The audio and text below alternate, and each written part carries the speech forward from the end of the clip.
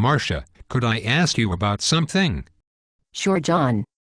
Fire away. Why do you favor trickle-down economics? What do you call your own views? Do you call them trickle-up economics?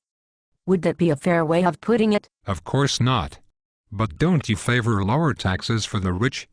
I favor lower income taxes for the 55% of the public who pay federal income taxes. What about the 45% who earn money, but pay no income taxes or even get money back? Like Glenn Reynolds at Instapundit, I think everyone who makes money should pay at least some federal income taxes. Why do you call my view trickle-down economics? That's a pejorative term. But objective, fair-minded journalists at the television networks CBS, ABC, and NBC occasionally refer to your ideas as trickle-down economics. If CBS, ABC, and NBC were really made up only of objective, fair-minded journalists, do you think they would use that term? That's what your views were called in my college classes. Why am I not surprised? Do you believe in extending unemployment benefits for another 13 months to stimulate jobs in the economy? Do you? Yes. Really? Yes. Are you serious? Yes, of course. By extending benefits, the government is creating private jobs. The government doesn't create private jobs.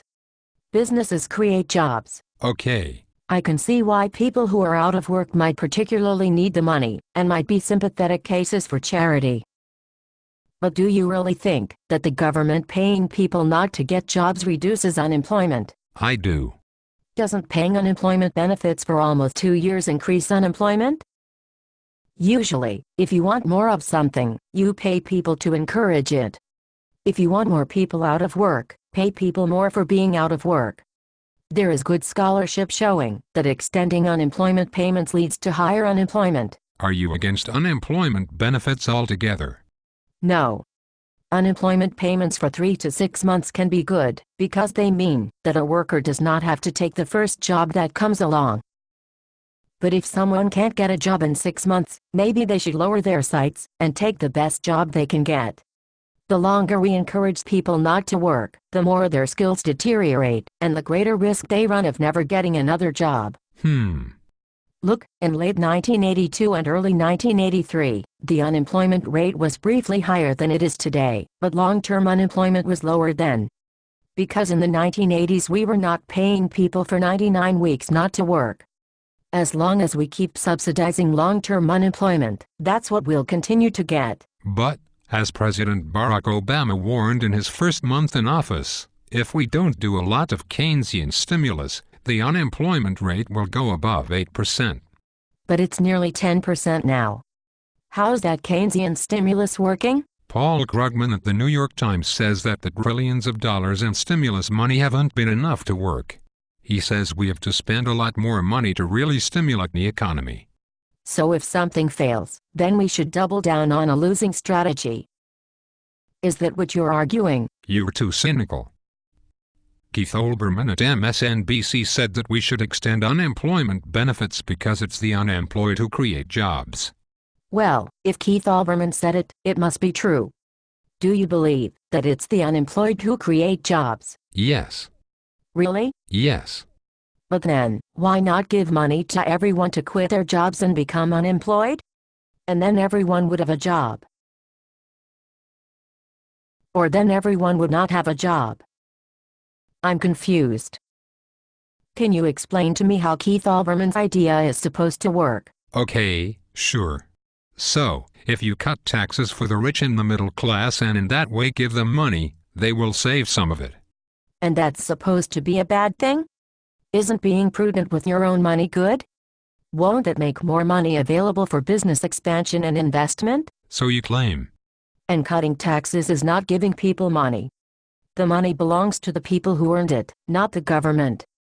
It's not the government's money to give. Let me continue. So rich and middle-class people will save some of what the government gives them.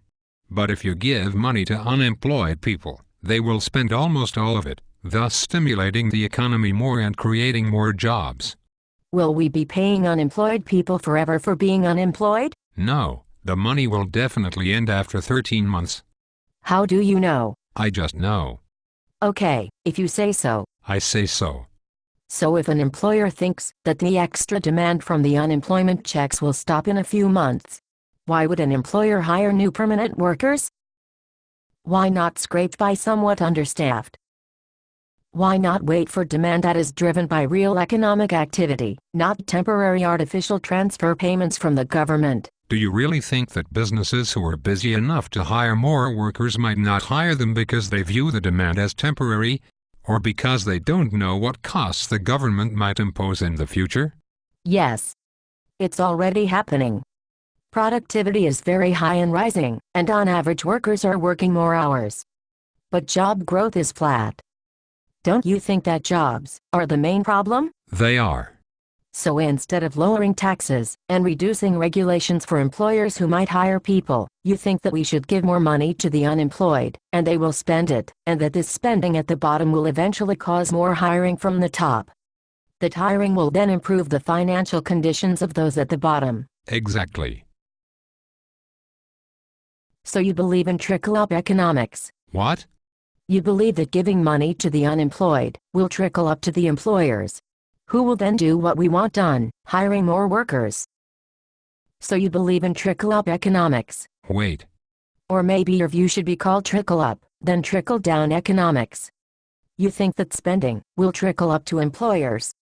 Then you hope those employers will decide to expand. And then the benefits of that decision, you hope, will trickle down to workers. Wait. That's it. That's your view. Trickle up, then trickle down economics. I don't like that term. It's insulting. Then let's just stop using pejorative terms, John, and try to make sense of which economic ideas work. Okay, Marcia, I'll try. But when Paul Krugman and Keith Olbermann talk, they seem so sure of themselves.